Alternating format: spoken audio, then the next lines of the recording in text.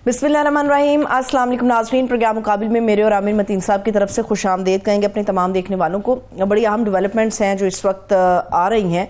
पाकिस्तानी सियासत के ऊपर तो रोज़ाना की तरह अब भी बात होगी कि हलचल है, एक अफरा तफरी का माहौल बना हुआ है सियासत में, मगर पूरे पाकिस्तान की सियासत एक तरफ, मुस्लिम लीग नून की सियासत जो है वो ज़्यादा हलचल और अफरा तफरी के मूड में हमें नज़र आ रही है। शहबाज शरीफ साहब तो अपनी गवर्नमेंट कर रहे हैं, मगर नवाज शरीफ साहब क्या कर रहे हैं? अमली तौर पे वो सियासत में दोबारा से मुतहरिक होते हुए नजर आ रहे हैं। इंदिया दिया जा रहा है कि दोबारा से वो पार्टी सदारत ले लेंगे, तो इसके बाद क्या हालात वाक़यात होंगे, इसके ऊपर बात करेंगे। और किस तरह से मुस्लिम लीग नवाज के अंदर जूनियर्स अपने सीनियर्स के ऊपर चढ़ दौड़े हैं, ये भी आमिर साहब के तर्जुमे में हम जानेंगे कि आखिर नून लीग की सियासत के अंदर ये सारे प्रॉब्लम्स क्रिएट हो रहे हैं या फिर रीऑर्गेनाइज के अमल से ये सारे मामलात को गुजारा जा रहा है। इसके अलावा कुछ और भी अहम चीज़ें हैं जिसमें हम डेफिनेटली पाकिस्तान तहरीक इंसाफ के हवाले से बात करेंगे, बाई इलेक्शंस के हवाले से बड़ी ज़ोरदार किस्म की बात होने जा रही है आज के प्रोग्राम मुकाबिल में। और इसके अलावा सिंध हाई कोर्ट का एक बहुत बड़ा फैसला है, सोशल मीडिया का जो प्लेटफॉर्म है एक्स, उसके हवाले से हम बात करेंगे। और भी दीगर इशूज़ हैं जिनके ऊपर गुफ्तगू आमिर साहब के साथ हम करेंगे।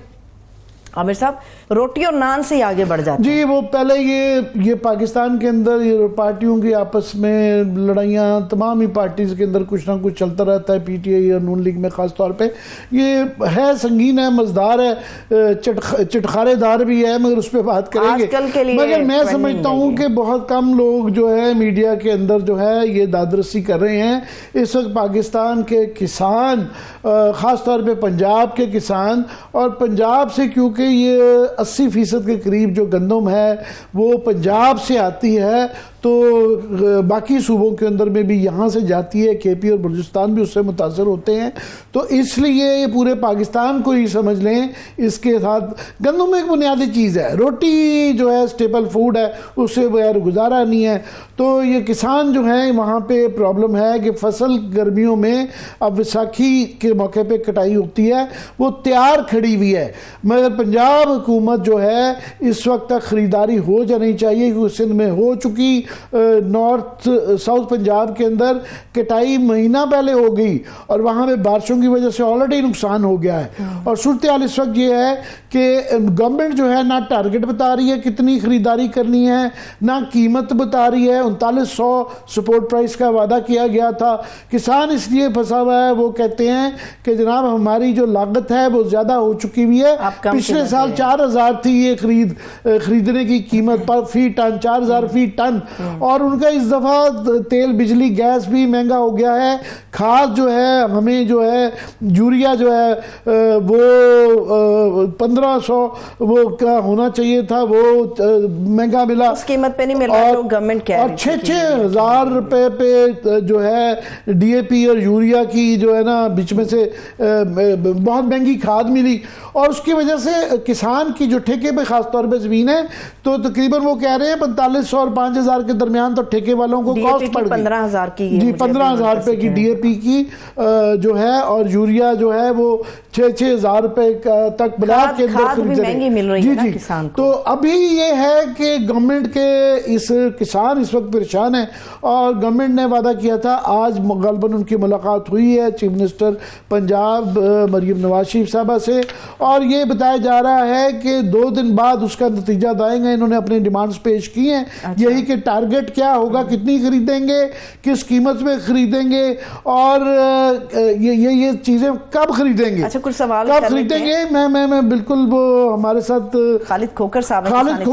मैं क्विकली ये बता दूं कि हमें ये बताया गया है कि इनकी जो मुलाकात हो गई है और 2 दिन बाद इनको इतला दी है, मगर यहाँ पे सिर्फ एक मसला है कि किसान के पास जब बारिश होती है शहरों में, तो शहर के लोग कहते हैं मुझे बड़ा स्वीट मौसम है और बड़े रोमांटिक किस्म का महसूस करते हैं। गाँव के अंदर जो देहाती इलाके हैं, किसान के लिए वो मौत होती है, क्योंकि उसका पूरा साल उस फसल पे डिपेंडेंट होता है, उसका सारा रोजगार, उसका खानदान उसके ऊपर डिपेंडेंट होता है। तो एक दिन की भी फसल जब पड़ी होती है, बारिश का डर होता है और वो कर्जे उतारना चाहता है, वो सो नहीं सकता। सो ये 1 दिन 2 दिन भी जो चल रहा है ये भी बहुत ज्यादा है। तो मैं खालिद खरल साहब से पूछना चाहूंगा कि खालिद खोकर साहब कि ये सदर हैं पाकिस्तान किसान इत्तेहाद के, कि अभी लेटेस्ट क्या है, और 2 दिन का इंतजार करेंगे, या आपके कुछ लोगों की मैं बातें सुन रहा था वो कह रहे थे कि वो कोई एहतजाज करेंगे। जी अस्सलाम वालेकुम जी, बहुत शुक्रिया आमिर मतीन साहब। آپ نے آج کا یہ سب سے اہم ایشو ہے. پہلے تو میں آپ کو تھوڑی سی ہسٹری بتانا چاہتا ہوں جی کہ ہوا کیا ہے جی. یہ پاکستان کے ساتھ کیا ہو رہا ہے جی. کھلواڑ ہو رہا ہے پاکستان کے ساتھ, کسان کے ساتھ اور اپنی معیشت کے ساتھ. ہمارے پاس 1 اپریل کی جو نیشنل فوڈ سیکورٹی منسٹری کا ڈیٹا ہے اس کے مطابق 47 لاکھ ٹن گندم اپنی پڑی ہے. پھر باہر سے کیوں امپورٹ کی گئی 32 لاکھ ٹن؟ اچھا, اور اس میں جو 32 لاکھ کا میں صرف بتا دوں کہ جو 32 لاکھ ٹن کی جو امپورٹ کی گئی تھی, یہ خبریں ہونے کے باوجود کہ اس دفعہ بمپر کراپ ہوگی, یہ آج ہی آڈٹ کی اب رپورٹ آئی ہے. انہوں نے 2017 سے 2022 تک کا آڈٹ کیا ہے. اور انہوں نے کہا جی 21 ملین ڈالر جو ہیں اس کے اندر بنائے گئے. پرائیویٹ سیکٹر کے مقابلے میں جو گورنمنٹ کے ادارے ہیں انہوں نے مال بنایا. تو جب یہ اس طرح کی غیر متوقع بلائی جاتی ہے تو پھر یہ اندیشہ ہوتا ہے کہ مال بنانے کے لیے سارے کسانوں کو مروا دیا. پلیز جاری رکھیے گا سر. میرا سر طریقہ کار کیا اپنایا گیا سر؟ بڑا خوب طریقہ کار اپنایا گیا جی. انہوں نے کیا کام کیا ہے, جو ان کے پاس اپنی گندم پڑی تھی 3900 روپے والی, اس کی ریلیز قیمت ایشو کر دی 4700 روپے, تاکہ کوئی فلور مل والا یہاں سے نہ پرچیز کرے.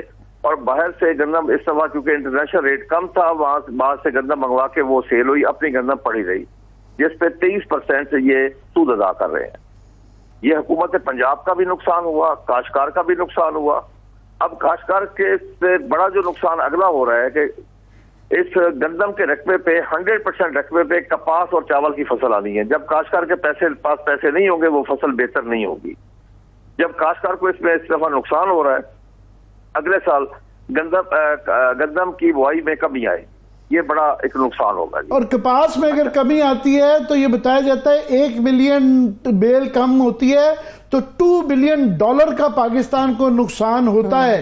تو ساری ٹیکسٹائل میل $1 بلین جی جی 1 ملین بیل $1 بلین جی.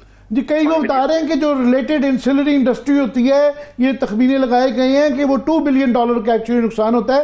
آپ جاری رکھیے گا. اب ہماری پہلی گزارش تو یہ ہے جی کہ ان لوگوں کے خلاف سخت سے سخت کارروائی کی جائے جنہوں نے یہ امپورٹ کروائی ہے. جس ECC میں جو جتنے منسٹر بیٹھے ہیں, جو آفیسر بیٹھے ہیں, ان کے خلاف سخت سے سخت ایکشن ہونا چاہیے جنہوں نے کاشتکاروں کا معاشی قتل کروایا ہے اس دفعہ. آپ یقین کر لیں, میں کاشتکاروں کے جذبات کا لفظوں میں احاطہ کر کے نہیں بتا سکتا کہ وہ کتنی تکلیف میں ہے اس وقت. میں بیان نہیں کر سکتا کہ ان کی تکلیف کا بیان نہیں کیا جا سکتا. اب جو طریقہ کار بنایا گیا ہے کہ کاشتکار باردانہ کیسے لے گا, خدا کی قسم میں کھا کے کہتا ہوں وہ باردانہ لے ہی نہیں سکتا. باردانہ وہ بیگز ہوتے ہیں انگریزی میں جسے گنی بیگز کہا جاتا ہے, وہ بوریاں ہوتی ہیں جس کے اندر یہ کسان جو ہے یہ گندم رکھ کے بیچتے ہیں. سر ایک اور سوچ آئیے, بڑی عجیب سی سوچ. چھوٹا کاشتکار, بڑا کاشتکار, ہمارے اکنامک ایشو کو سوشل ایشو بنایا جا رہا ہے. ہم زراعت کی بات نہیں کر رہے, اب آپس میں لڑایا جا رہا ہے. اب آپ یہ دیکھیں, یہ کہا جا رہا ہے کہ صرف ہم 6 ایکڑ کے کاشتکار سے گندم لیں گے, جس کے 7 ایکڑ ہے وہ نہیں لیں گے, جس کے 8 ایکڑ نہیں لیں گے, 10 والے نہیں لیں گے, 20 والے 50 والے نہیں لیں گے. کیا وہ اس ملک کے کاشتکار نہیں ہے؟ کیا وہ یہ خدمت نہیں کر رہے اس ملک کو؟ کیا وہ اس ملک کو غلہ فراہم نہیں کر رہے؟ کیا وہ فوڈ سیکورٹی کے ضامن نہیں ہے؟ دیکھیں نا, ایک حضرت یوسف علیہ السلام کو خواب میں اللہ نے حکم دیا تھا, حکومت میں تھے وہ, کہ غلہ ذخیرہ کرو. اس وقت سے یہ رب کا حکم ہے. میں ایز اے کاشتکار اپنے پاس غلہ ذخیرہ نہیں کر سکتا, میرے لیے گناہ کبیرہ ہے. یہ حکومت کا کام ہے ذخیرہ کرنا, حکومت کے اولین فرائض میں شامل ہے. اب مافیا پیسے کما گیا, مر کاشتکار گیا. پچھلے 10 سال انٹرنیشنل ریٹ اب سے ڈبل تھا. حکومت اب کہہ رہی ہے کہ ہمارے پاس پیسے بھی کم ہیں اور ہمارے پاس سٹوریج کیپیسٹی بھی نہیں ہے. تو اب آپ کو لیٹسٹ جو ملاقات آپ کی مجھے بتایا گیا ہے کیا چیف منسٹر صاحبہ سے ہوئی ہے, آپ نے کیا ڈیمانڈ کی ہیں اور انہوں نے کیا کہا ہے؟ میری محترمہ چیف منسٹر صاحبہ سے آج ملاقات ہوئی ہے, بڑی اچھی ملاقات رہی ہے, بڑے مثبت انداز میں ملاقات ہوئی ہے. اچھا, انہوں نے پوچھا آپ کیا چاہتے ہیں. میں نے کہا جی میری ریکویسٹ یہ ہے کہ جتنی گندم آپ پچھلے سالوں میں خریدتے رہے ہیں 4 ملین ٹن, پنجاب حکومت اتنی فوڈ ڈپارٹمنٹ پرچیز کرے. ایک دوسرا, میں نے ان سے ریکویسٹ کی کہ جو باردانے کا طریقہ کار رکھا گیا ہے اس حساب سے کاشتکار باردانہ نہیں لے سکتا. 36 بوریاں تو کھوتا ریڈی والا لے, ٹریکٹر ٹرالی والا تو نہیں لے سکتا, کیونکہ میکسیمم 36 بوری ہے. میں نے کہا جی منیمم آپ 200 بیگ کریں 100 kg کے. ایک کاشتکار آئے 200 بیگ لے, وہ دے کے دوبارہ پھر آ کے 200 بیگ لے سکتے, یہ کریں. तो उन्होंने मेरे साथ एक वादा किया है कि वो कल अपनी इंटरनल मीटिंग करेंगे और परसों तक इस पे कोई फैसला करेंगे। मुझे उम्मीद है, मैं उम्मीद के साथ वहां से वापस आया हूँ, मुझे यकीन दिलाया गया कि हम इस पे हमदर्दी से सोचेंगे। हमारी भी बड़ी उम्मीद है कि ये मसले का हल हो जाए, मगर एक एक दिन जिस तरह मैंने कहा बहुत ज़्यादा कीमती है, खुदा ना खास्ता, क्योंकि उनकी लिमिटेशंस भी हैं। वफाकी हुकूमत ने भी कुछ वहाँ पे अपने पास से जो ये चीज़ें उनको सूबे को देनी है, वो कहते हैं वहाँ से भी कैबिनेट ने भी वो चीज़ें नहीं दी, तो यहाँ से भी कुछ लैप्सेस हुए हैं। अगर आपकी मर्जी का रिजल्ट नहीं आता तो फिर क्या किया जाएगा? देखें जी, फिर मैं अभी कुछ नहीं कहता, मैं अभी उम्मीद कर रहा हूँ। मैं मिल के आया हूँ, मेरे साथ वादा किया गया, मैं नेगेटिव अभी नहीं सोचता जी, बिल्कुल ही। मैं मुस्बत बैठा हूँ, मैं उम्मीद कर रहा हूँ कि पाकिस्तान, ये हुकूमत पाकिस्तान के काश्तकार का नुकसान नहीं होने देगी। जी बा, हम भी यही उम्मीद करते हैं और मुस्बत सोच के साथ कर रहे हैं। मैं सिर्फ जो है खोखर साहब इस मसले को फॉलो करते रहेंगे, कल परसों भी आपसे इंशाल्लाह इसके ऊपर बात करेंगे। मेरी छोटी सी याद सुन लें। काश्तकार नैब खुदा है, अल्लाह का दिया और रिज़्क़ जमीन का सीना चीर के अल्लाह की मखलूक तक पहुंचाता है। काश्तकार से बड़ा मुहिब वतन भी कोई नहीं, क्योंकि अपने जमीन का टुकड़ा उठा के किसी दूसरे मुल्क पे मुंतकिल नहीं कर सकता। उसका जीना पाकिस्तान में, मरना पाकिस्तान में, उसकी औलाद इधर, जायदाद इधर, तालीम इधर, सेहत इधर, उसका ईमान भी इधर है।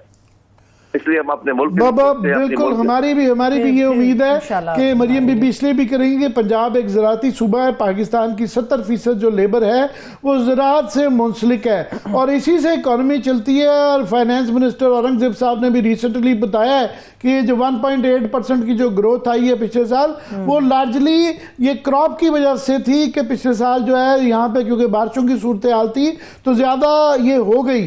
तो दुआ करें कि इस दफ़ा भी ये मसला हल हो जाए और अगले साल भी बम्पर क्रॉप हो। बहुत बहुत शुक्रिया आपका। Thank you so much. Khalid Khokhar साहब हमारे साथ मौजूद थे। चलिए बहुत शुक्रिया। Thanks so much. देखने वालों का शुक्रिया। अपना ख्याल रखिए। खुदा हाफिज।